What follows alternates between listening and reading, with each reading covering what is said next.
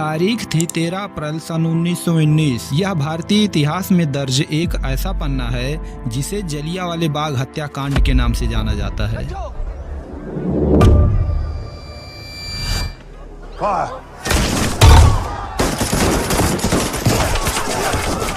यह पंजाब राज्य में घटी एक ऐसी घटना है जिसने भारत के इतिहास को बदल के रख दिया।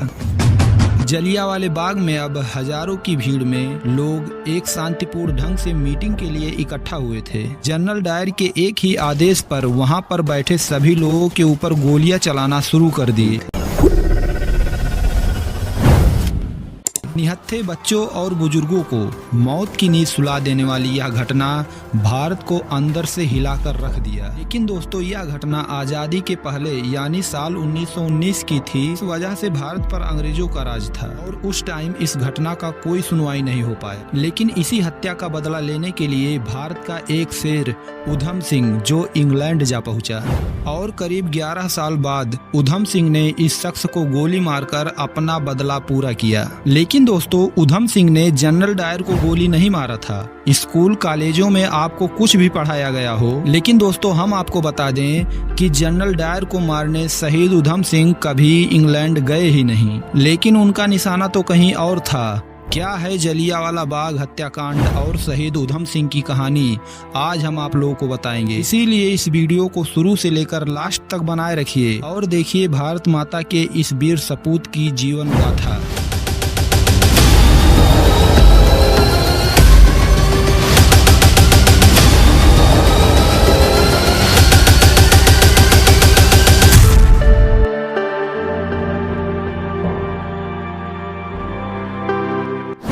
जान लेते हैं दोस्तों, आखिर जलियांवाले बाग में उस दिन हुआ क्या था। 13 अप्रैल सन 1919 उस समय बैसाखी का दिन था। बैसाखी मनाने के लिए और स्वतंत्रता सेनानियों की गिरफ्तारी के विरोध में छुड़ाने के लिए वहां पर एक सभा इकट्ठा हुई थी। सभा पूरी तरह से शांतिपूर्ण थी, लेकिन उस टाइम एक ब्रिटिश अधिकारी के आर्डर के अनुसार सभी सभाओं पर बैन लगा दिया गया। इस वजह से वहां पर सेनाएं पहुंच गईं। सेना का नेतृत्व करने वाले जनरल डायर ने सबसे पहले बाग से निकलने वाले रास्ते पर अपने सैनिकों को खड़ा कर दिया और बिना किसी वार्निंग पर वहां पर बैठे सभी लोगों के ऊपर गोलियां बरसाना शुरू कर दिया। भागने के सभी रास्ते बंद थे और उन पर सिपाही भी तैनात थे।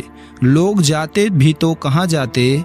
कुछ लोगों ने जान बचाने के चक्कर में वहां पर बने हुए कुएं में कूदकर अपनी जान दे दी। लेकिन दोस्तों, अंग्रेज लोग एकदम नीचपना पे उतर आए थे।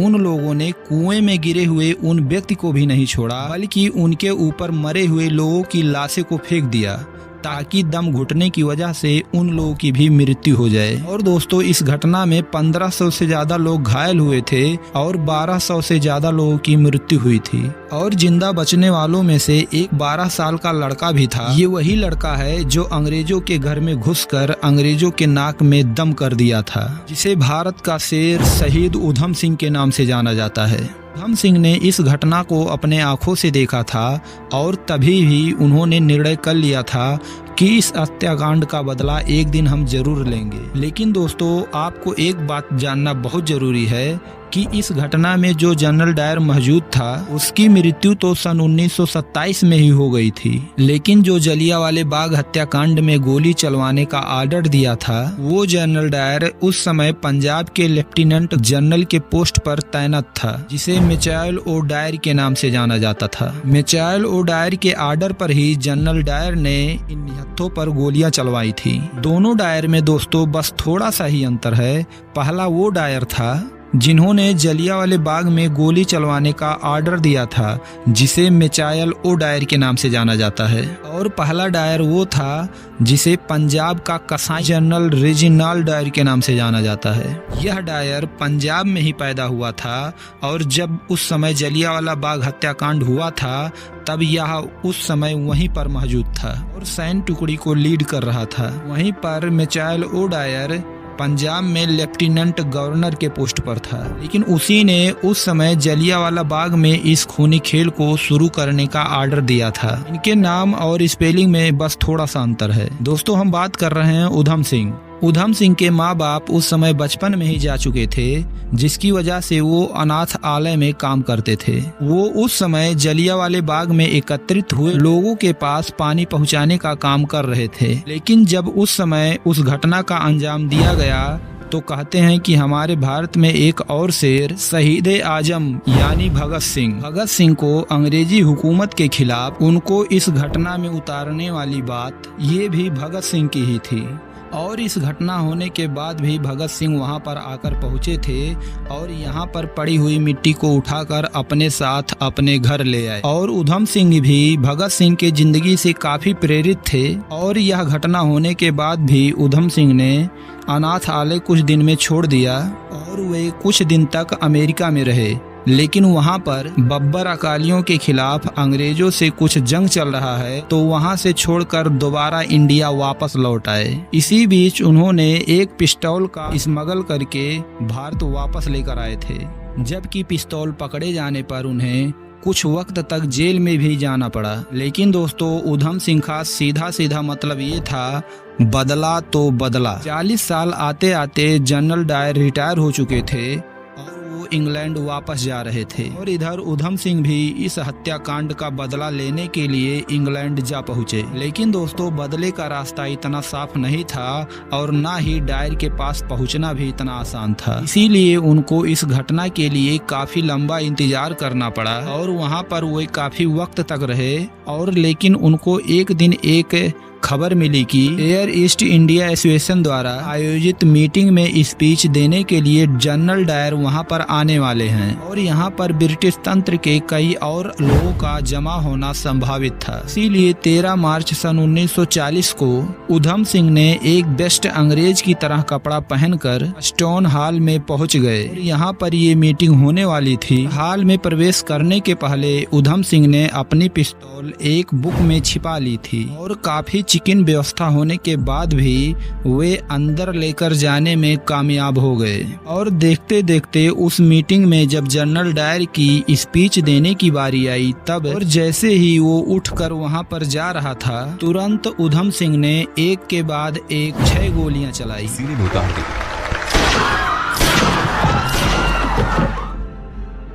जिसमें 2 गोलियां डायर को लगी तो, लेकिन उसमें से एक गोली डायर के दिल के उस पार हो गई, जिसके मौके पर डायर की वहां पर तुरंत मृत्यु हो गई।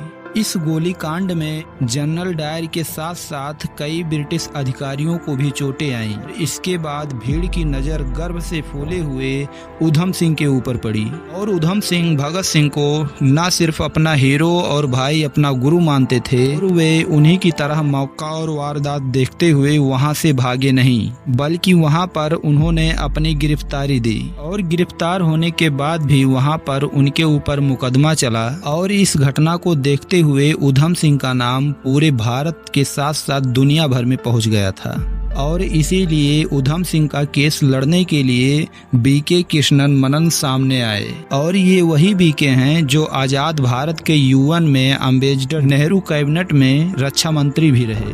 और इस घटना को नेहरू और गांधी जी गलत ठहराते हुए उधम सिंह की निंदा करते हुए इस घटना को एक बेवकूफों वाली घटना कह के हटा दिया। लेकिन 1952 में नेहरू जी ने उधम सिंह को भी शहीद आजम कहा और उनके इस घटना को सही ठहराया। और इस घटना ने ब्रिटिश सरकार की इस कदर नींव हटा दी थी कि और जल्द ही यह ट्रायल पूरा हो जाए। और ट्रायल के बाद उधम सिंह ने जेल के अंदर कुछ दिन तक भूख हड़ताल भी की और इस हड़ताल को तोड़ने के लिए उधम सिंह को जबरदस्ती खाना खिलाया गया। और 4 जून आते आते यह ट्रायल पूरा हो चुका था। और इस घटना के बाद ही 31 जुलाई सन 1940 को शहीद उधम सिंह को फांसी पर चढ़ा दिया गया। और उधम सिंह ने अपने ट्रायल स्टेटमेंट में इस घटना को साफ लिख दिया था कि उन्हें इस काम पर जरा सा भी अफसोस नहीं है। और उनको अफसोस सिर्फ इस बात की थी कि सभा में उपस्थित कुछ और लोग भी इनके गोली के शिकार होने से बच गए। और साथ ही उधम सिंह ने अपने स्टेटमेंट में ये भी कहा था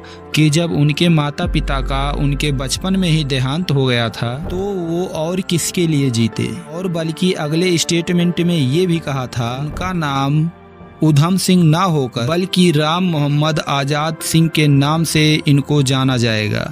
और इस स्टेटमेंट से वो यह कहना चाहते थे कि वे एक किसी जात या धर्म के नहीं बल्कि एक सच्चे हिंदुस्तानी हैं और भारत के विभिन्न धर्मों के लोग इस लड़ाई में उनके साथ हैं। और ऐसे थे हमारे भारत के वीर जवान शहीद उधम सिंह, जिनके अंदर ना कोई राजनीतिक द्वेष था और ना ही कोई नेता बनने का लालच। इन्हें बस अपने देश की सेवा करनी थी और देश की सेवा उन्होंने सच्चे मन से की। और उनके अवशेषों को कुछ दिनों के बाद भारत में वापस लेकर आया गया और उनके राह का कुछ हिस्सा पंजाब के सतलुज नदी में बहा दिया गया और कुछ हिस्सा आज भी उस जलियांवाले बाग में रखा गया है, जिससे वहाँ की मिट्टी आज शायद पहली बार उधम सिंह की राख से ठंडी हुई होगी। हम अक्सर आज भी गांधी जयंती और 15 अगस्त की छुट्टी में ऐसे वीर जवानों का नाम लेना भूल जाते हैं। ये वो लोग हैं जिन्होंने हंसते हंसते अपनी जान दे दी थी कि हम लोग आज एक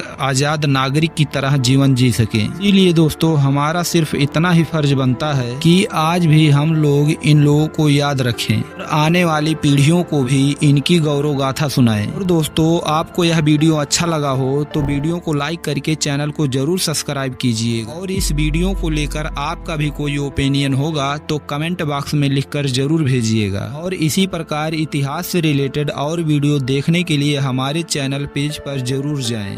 धन्यवाद।